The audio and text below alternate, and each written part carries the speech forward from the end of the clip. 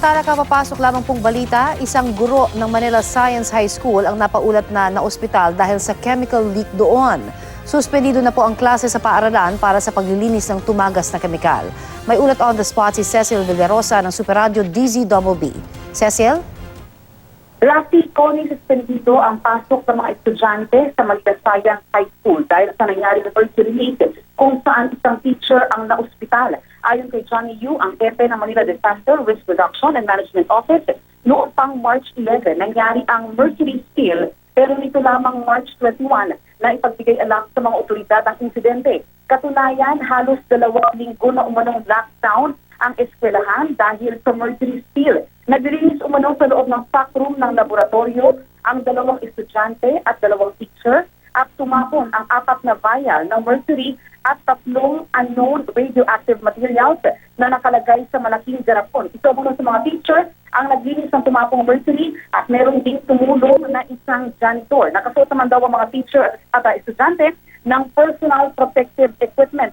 Ayon kay Yun, itong linggo lamang na ito na ipagbigay alam sa lokal na pamahalaan ng Manila ang insidente. Ito ay makaraang magkasakit ang teacher na hindi pa napapangalanan at dumulog sa Department of Health.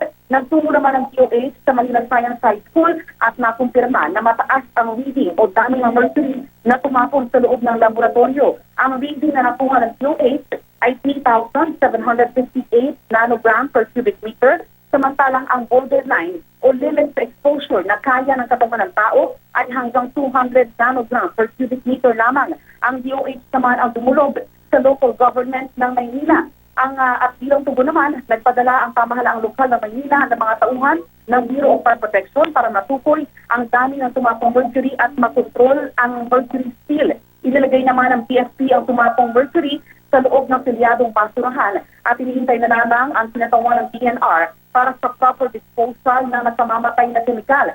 Sinabi pa ni Yu na bumuo na rin ang lokal na pamahalaan ng Interagency Task Force para tumugon sa insidente. Mananatili namang suspendido ang pasok sa Manila Science High School hanggang hindi nalilinis ang lugar at maideklara na ligtas na sa kontaminasyon ang eskwelahan. Napag-alaman din na yung teacher na kumpirmado dumanas umano ng high content ng mercury ay nakakulpay na sa Philippine General Hospital. At yung 5 pasyente na na-expose sa mercury ay kinalalang sina Judith Abarates, 16 na taong gulang, Marites Francisco, 40 taong gulang, Ferdinand Bautista, 39 na taong gulang, Gabriel Trisael Reyes, 16 na taong gulang, at Mary Ann Cortez, 25 taong gulang. Napag-alaman na nakamamatay ang pagkakalantad sa mercury at sa pamamagitan lamang ng paglanghap ay nagdudulot ito ng negatibong epekto sa katawan ng tao.